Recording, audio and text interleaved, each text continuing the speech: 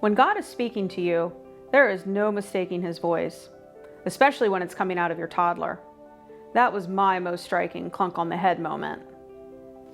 This story happened years ago, back when my daughter was about 3 years old. I was in the middle of I guess you'd call it a mid-career slump, although my husband calls it a midlife crisis. I'm not touching that one.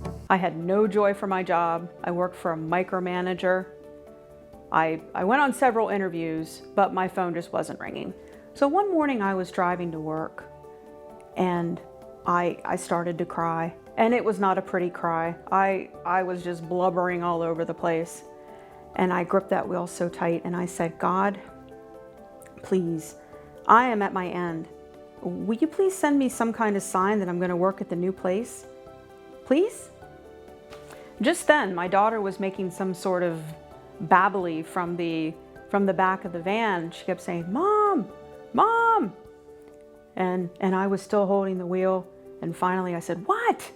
And I turned the radio down. And she said, Mom, I said the answer is yes.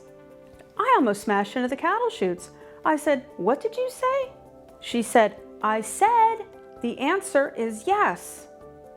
And then she went back to just playing with her little stuffed animals like nothing ever happened. Now, wouldn't it have been poetic if my cell phone rang right at that point? Sure, it would have been. But my life isn't a movie, and God didn't write my story that way. There's a little more to that story, but I did get the job. Just the thought of my daughter voicing the Holy Spirit, voicing that positive message, that's what kept my spirits up the many months I was waiting for the phone to ring. Maybe you have a story too. What's the Holy Spirit been trying to say to you? What's your clunk on the head moment?